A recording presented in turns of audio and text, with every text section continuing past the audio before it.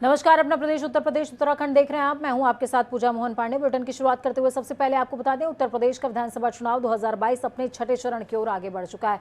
इसके साथ ही मंगलवार यानी कि कल शाम से चुनाव प्रचार भी खत्म हो जाएगा। इससे पहले ही यूपी के मुख्यमंत्री योगी आदित्यनाथ ने गोरखपुर में रोड शो किया। इस दौरान भगवामय हुई सड़कों पर बीजेपी कार्यकर्ता और समर्थकों की भारी भीड़ नजर आई। सीएम योगी के साथ रथ पर सांसद रवि किशन, विधायक ग्रामीण विपिन सिंह और विधायक सदर डॉक्टर राधा मोहन दास अग्रवाल भी सवार नजर आए। रोड शो टाउन हॉल से शुरू हुआ। बीजेपी कार्यकर्ता नाचते गाते आगे बढ़ रहे थे और इस दौरान रोड शो पर लोगों ने पुष्प वर्षा भी किए। साफ तौर पे नगर निगम के ठीक बगल से बनाया गया है इसका कार्यालय दफ्तर, और किस तरीके से यहाँ पे तैयारी है, बड़ी संख्या में लोग बाग यहाँ पे मौजूद हैं और सुरक्षा के पूरा बंदोबस्त है। मेरे साथ मौजूद हैं यहाँ पे हमारे ब्यूरो चीफ है यहाँ पे सुभाष गुप्ता जी। सुभाष गुप्ता जी, आपको क्या लग रहा है कि रथ यात्रा का क्या असर आएगा? जी बिल्कुल, बता दें आपको कि पिछली बार जो है अमित शाह ने यहाँ पे रथ यात्रा किया था, जिसमें जो है काफ़ी उनको इस मुआवजे का फायदा मिला था। अब वही रथ यात्रा जो है, इस बार तो अमित शाह नहीं है, लेकिन इस बार मुख्यमंत्री योगी, चूंकि कल अखिलेश यादव ने किया था, आज मुख्यमंत्री योगी आदित्यनाथ कर रहे हैं, तो कहीं ना कहीं ये उद्देश्य है कि जनता तक डायरेक्ट पहुंचने की, लोगों को डायरेक्ट तक पहुंचने की, ताकि लोग जाने कि किस तरीके से मुख्यमंत्री योगी आदित्यनाथ जो है अपनी अपील कर रहे हैं और किस तरीके से जनता से डायरेक्ट जुड़ने की कोशिश कर रहे हैं। आप एक बात देखने में आ रही है, जब अखिलेश यादव की जब रथ यात्रा आई थी उसमें यूथ दिख रहे थे, इसमें यूथ अपनी संख्या में नहीं, बुजुर्ग ज़्यादा दिख रहे हैं। जी बिल्कुल नहीं, देखिए आप तमाम यहाँ यूथ भी हैं, आपको दिखाना चाहेंगे कैमरे में कि तमाम यूथ यहाँ पे हैं जो पूरी तरीके से सड़कों पे हैं। और आपको बता दें कि यहाँ पे लगातार जो है मॉब है एक, जिस तरीके से अखिलेश यादव में भीड़ था सड़कों पे, उसी तरीके से आपको दिखाना चाहेंगे कि किस तरीके से यहाँ पे देखें, यहाँ पे जनता में भीड़ है और यहाँ पे काफ़ी मॉब है। आपको बता दें कि यहाँ से रूट जो है इनका, यहीं से घोष कंपनी चौराहा है, घोष कंपनी से आप जाएंगे रेती की तरफ जाएंगे, रेती से जाएंगे बक्सीपुर, और बक्सीपुर से फिर विजय चौराहे पे आके समाप्त होगा। देखिए, जैसा कि सुभाष गुप्ता जी ने बताया कि यहाँ पे पूरी मतलब 3.5 घंटे रहेंगे और जनता से सीधे इंटरेक्ट करेंगे, जनता से मिलेंगे।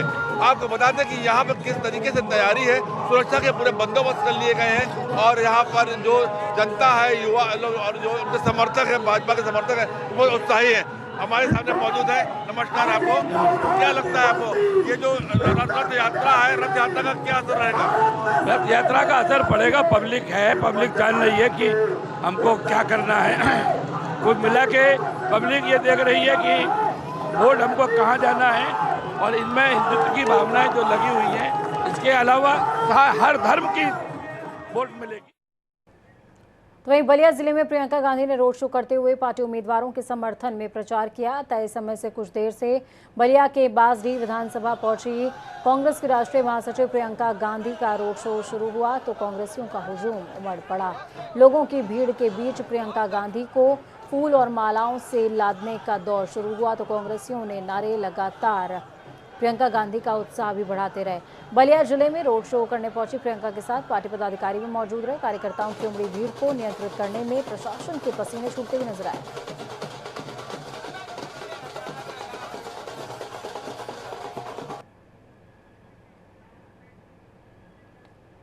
यूपी विधानसभा चुनाव के अंतिम 7वें चरण में जिले में सियासी घमासान का दौर है।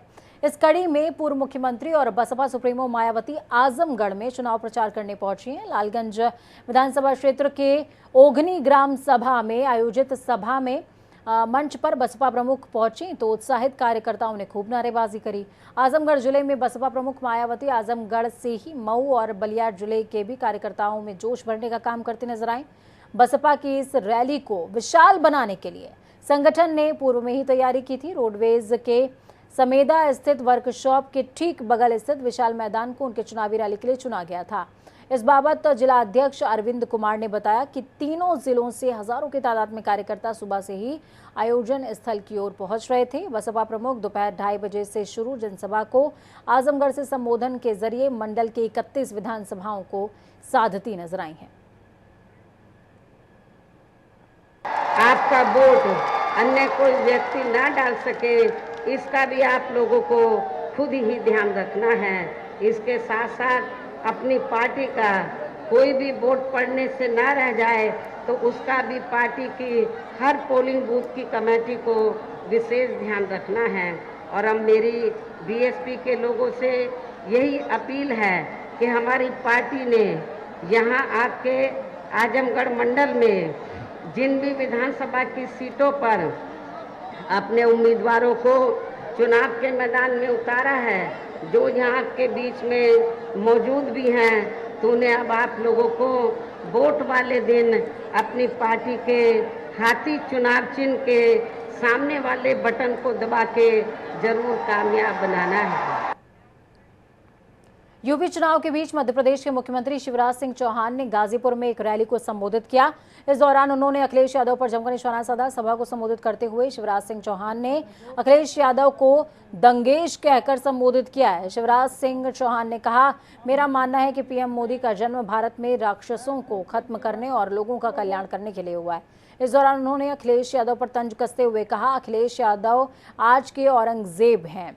जैसे औरंगजेब ने अपने पिता को बंद कर दिया और सत्ता की बागडोर छीन ली। जब वो अपने पिता के नहीं हो सकते तो जनता के कैसे हो सकते हैं। शिवराज सिंह ने वैक्सीन की बात करते हुए कहा, पीएम नरेंद्र मोदी की वजह से ही भारत में वैक्सीन बनी थी। और अखिलेश ने कहा, ये मोदी की वैक्सीन है, लेकिन चुपचाप खुद वैक्सीन लगवा लिया। हमलावर होते हुए शिवराज सिंह ने कहा कि समाजवादी पार्टी की साइकिल में भ्रष्टाचार का पहिया लगा है और पैडल कमीशन का है और इसे माफिया चलाते हैं। अगर ये साइकिल होती तो जनता तबाह और बर्बाद हो जाती। आज मुझे लगता है कि नरेंद्र मोदी जी अगर भारत भूमि पर आए हैं तो दुष्टों के विनाश के लिए और जनता के उद्धार के लिए आए हैं। आज आप देख रहे हैं, रूस ने यूक्रेन पे हमला किया। ये प्रधानमंत्री नरेंद्र मोदी है जिन्होंने तय किया कि यूक्रेन में बसने वाले एक एक भारतीय को सुरक्षित वापस निकाल के लाएंगे। और आज 4 केंद्रीय मंत्री यूक्रेन से अपनी जनता को निकालने के लिए माननीय प्रधानमंत्री जी ने पोलैंड में भेज दिए हैं। अखिलेश बबुआ पहले कहता था, ये वैक्सीन मत लगवाना, ये मोदी वैक्सीन है, मोदी मरवा देंगे। कहते थे कि नहीं कहते थे? और बाद में अंधेरे में जाके खुद भी वैक्सीन लगवा लाया। अगर आज कोविड की तीसरी लहर से जनता सुरक्षित बची है तो वो मोदी वैक्सीन के कारण बची है। ये सपा की साइकिल में करप्शन का पहिया लगा है, भ्रष्टाचार का पहिया, और पैडल लगा है कमीशन का, और चलाते हैं इसको माफिया। अगर ये साइकिल होती तो जनता तबाह और बर्बाद हो जाती। बचाने वाले हैं तो भारतीय जनता पार्टी, मोदी जी और योगी जी। 700 से ज्यादा दंगे हुए थे अखिलेश के राज में, 700 से ज्यादा दंगे। ये अखिलेश नहीं, ये सचमुच में दंगे से माफिया दंदनाते घूमते थे, मर्डर हो जाते थे, लोगों की संपत्ति हड़प ली जाती थी, माताओं बहनों को बेइज्जत किया जाता था, सरेआम बलात्कार होते थे। समाजवादी पार्टी के राष्ट्रीय अध्यक्ष अखिलेश यादव ने बस्ती में जनसभा की। जनसभा के दौरान भाजपा पर जमकर निशाना साधा। कहा कि भाजपा में जो जितना बड़ा नेता वो उतना बड़ा झूठ बोलता है।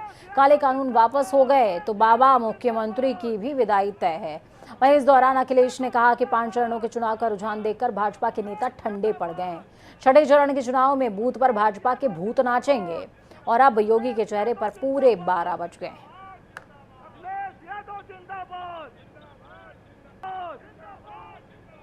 चरण में यहाँ की जनता भारतीय जनता पार्टी को छांट देगी।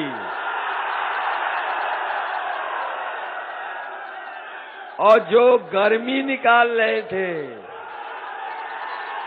मुझे लगता है कि यहाँ की जनता इस बार भारतीय जनता पार्टी की भाप निकाल देगी। पहले चरण से चुनाव देख करके भारतीय जनता पार्टी के नेता कार्यकर्ता ठंडे पड़ गए हैं। बीजेपी के नेताओं ने अपनी गाड़ियों से झंडे उतार लिए हैं और घरों पर भी झंडे नहीं दिखाई दे रहे हैं। और इस जन समर्थन को देख करके मैं कह सकता हूं, देख लेना जब वोट डाला जाएगा, जब आप बूथ पर वोट डालने जाओगे, आपके बूथ तो भरे दिखाई देंगे, लेकिन भारतीय जनता पार्टी के इस छठे चरण में बूथ पर भूत नाचते नजर आएंगे। ये बीजेपी के लोग वो लोग हैं जिन्होंने कहा कि सरकार बनेगी तो हम किसानों की आय दोगुनी कर देंगे। बताओ हमारे बस्ती के किसान भाइयों, अभी प्रधानमंत्री होके गए हैं, क्या किसी किसान की आय दोगुनी हुई है तो बता दो। तो वहीं राजधानी लखनऊ में रमाबाई अंबेडकर स्थल पर स्ट्रांग रूम की निगरानी कर रहे समाजवादी पार्टी के कार्यकर्ताओं ने उस समय हंगामा कर दिया जब वहां एक सरकारी वाहन पहुंचा। कार्यकर्ताओं ने प्रतिबंधित क्षेत्र में वाहन ले जाने का आरोप लगाते हुए प्रदर्शन किया। साथ ही आरोप लगाया कि सरकारी वाहन में ताले, हथौड़ी और छेनी मिली है। पूर्व मंत्री और सपा के लखनऊ मध्य क्षेत्र के प्रत्याशी रविदास मेहलोत्रा ने इसे साजिश करार दिया। सपा कार्यकर्ता मतदान के बाद से ही रमाबाई अंबेडकर स्थल की निगरानी कर रहे हैं। कार्यकर्ताओं ने कहा यह प्रतिबंधित क्षेत्र है जहां अधिकारी वाहन सहित पहुंच गए। इसे लेकर अधिकारी और कार्यकर्ताओं के बीच में नोकझोंक होने लगी। सूचना मिलते ही सोनू कनौजिया सहित सभी प्रत्याशी भी मौके पर पहुंचे। देर शाम तक हंगामा चलता रहा। तो इतना ही कहूंगा कि वो जो छेनी हथौड़ी की बात कर रहे हैं वो ड्राइवर यूज करते हैं अपनी गाड़ी बनाने के लिए, और हर गाड़ी में ही होता है। मतगणना स्थल के बाहर हमारे समाजवादी पार्टी लखनऊ मध्य क्षेत्र के कार्यकर्ता इस तंबू कनाते बैठे थे। वहीं हम लोगों को मालूम हुआ कि एक गाड़ी, जबकि यहाँ रोक थी कि गेट के अंदर किसी गाड़ी की एंट्री नहीं होगी, हमको मालूम हुआ कि एक गाड़ी इसमें 4-5 लोग हैं, वो गाड़ी अंदर गई है।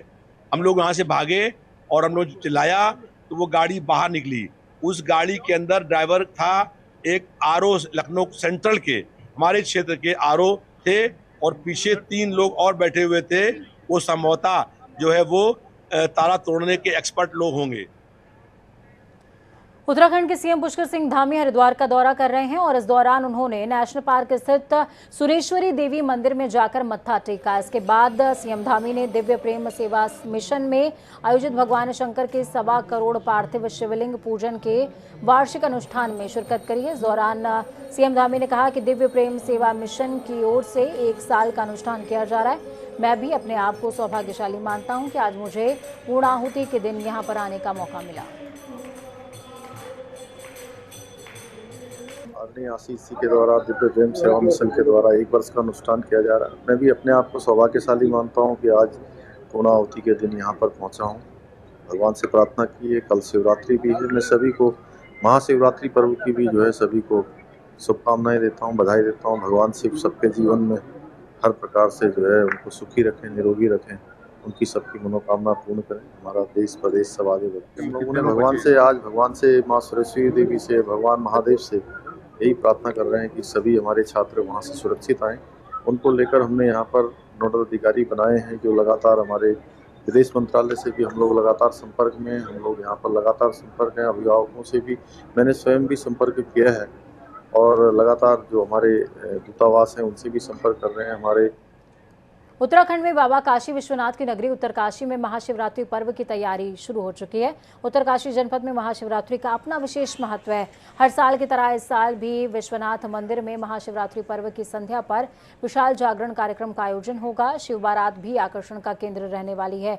बाबा विश्वनाथ के पुजारी अजय पुरी ने मान्यता को लेकर बताया कि कलयुग से भगवान शिव साक्षात स्वरूप में उत्तर की काशी में निवास कर रहे हैं, इसलिए यहाँ पर जो भी श्रद्धालु बाबा काशी विश्वनाथ के शिवरात्रि के चारों पहर का जलाभिषेक और भस्म लगाकर पूजा और ध्यान करता है, उसकी हर मनोकामना पूरी होती है। पुराणों के हिसाब से भगवान शिव ने स्वयं कहा था कि जब कलयुग में पाप बढ़ेगा तो वो अपना स्थान 80 वरुणा नदी के मध्य वरुणावत पर्वत की तलहटी में उत्तरकाशी की काशी में निवास करेंगे।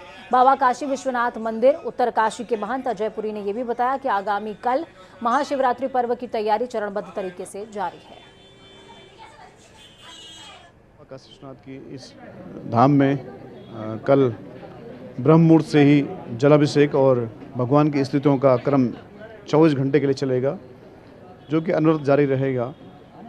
साथ ही जो बाबा का जो शोभा यात्रा है, झांकी है, शिव बारात के रूप में नगर यात्रा में चलेगी, जिसमें साधु समाज और उत्तरकाशी के विद्वत समाज और रिंगाली देवी जो कि दूर नीलौंग जादोंग के जो मूल निवासी हैं उनका दल चलेगा। साथ में बाड़ागड्डी के लोग, साथ में बाड़हाट के लोग, पूरा उत्तरकाशी इसमें जनसैलाब के रूप में चलेगा। और बाबा का जो पर्व है, उस त्यौहार को मनाने के लिए, हर्षोल्लास के लिए मनाने के लिए सब लोग अपनी तैयारी कर रहे हैं। बाबा का धाम सज गया है, बाबा सबके मनोरथ पूर्ण करते हैं। स्वच्छ किया जाएगा, जगह जगह लाइटिंग की व्यवस्था की जाएगी, घाटों पर लाइटिंग की व्यवस्था की जाएगी, अलाव की जरूरत पड़ी तो अलाव की व्यवस्था हम करेंगे। और पूरे शहरवासियों के द्वारा, भगवान काशी विश्वनाथ के महंत जी के द्वारा और जितने यहाँ पर समितियाँ हैं, काशी विश्वनाथ की, गोपेश्वर मंदिर की समिति है, कीर्तन मंडली है, और पूरे उत्तरकाशी के जनमानस के द्वारा भगवान महाशिवरात्रि पर्व पर बहुत भव्य तैयारी की जा रही है। पूरे शहर में झांकी निकलेगी भगवान शिव पार्वती की, और भगवान पूरे समाज के कल्याण के लिए, पूरे मानव जाति के कल्याण के लिए माँ भगवान शिव से आराधना होगी कल। और सारे दिन रात पूरे कीर्तन भजन होंगे, रात भर जागरण होगा। उत्तराखंड के पहाड़ी हिस्सों में प्रकृति के साथ हो रही छेड़छाड़ के कारण कहीं मकान दरक रहे हैं तो कहीं पर लैंडस्लाइड। बिन बरसात के ही यहां पहाड़ दरकने लगे हैं। ताजा मामला रुद्रप्रयाग जिले के सारी गांव के झालीमठ तोक का। यहां पर आज सुबह ग्रामीणों में उस वक्त अफरा तफरी मच गई जब करीबन 8 बजे गांव के एक बड़े हिस्से में जबरदस्त भूस्खलन हो गया। भूस्खलन की आवाज सुनकर ग्रामीणों ने शोर मचाया, जिसके बाद ग्रामीणों में खौफ पैदा हो गया। भूस्खलन होने से 2 गौशाला और 3 शौचालय भी क्षतिग्रस्त हुए।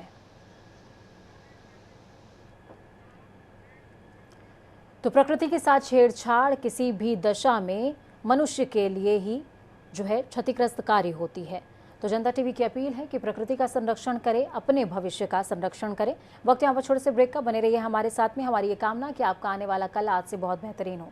नमस्कार।